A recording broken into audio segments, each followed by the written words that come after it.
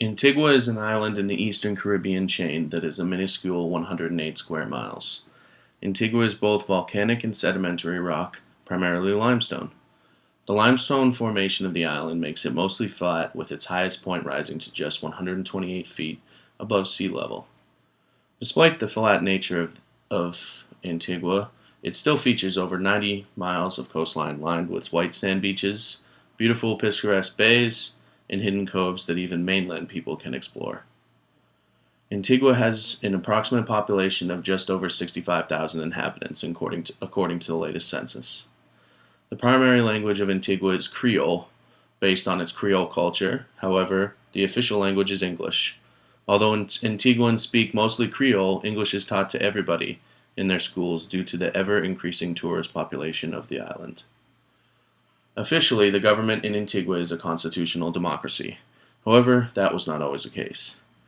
Antigua experienced a period of plantocratic democracy until the late 18th century, at which point it began a period of colonial authoritarianism until it switched to constitutional democracy in the 1940s. Sugar became the main crop in Antigua in the late 1600s, and as a result, Antigua began importing slaves to the island to work in the sugarcane fields.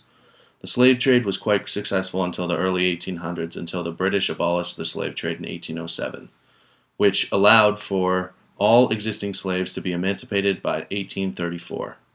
Antigua was completely disassociated from Britain in 1981 and is still under the rule of the Prime Minister today.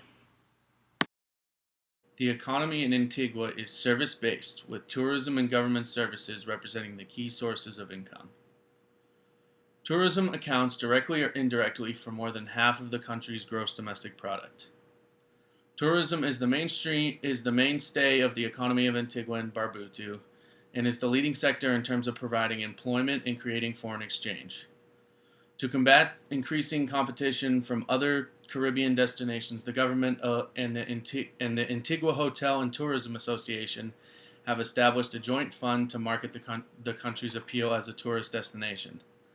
Some of these appeals are such things as white sand beaches, crystal clear waters, and beautiful oceanside resorts that dot the 90 miles of Antiguan coast. Large hotel chains such as Sandals have increasingly flocked to the Antiguan shores to stake a claim in the tourism industry. The Sandals Grand Antigua, located in St. John's, was named the world's leading honeymoon resort the last 2 years in a row. The resort staff at Grand Antigua Resort cater to your every need. I must be clear that not all of Antigua looks like the Sandals Grand Resort. The locals do not live like tourists. In fact, their living conditions are well below the poverty line. This is a result of poor availability of water and lack of employment for many native Antiguans.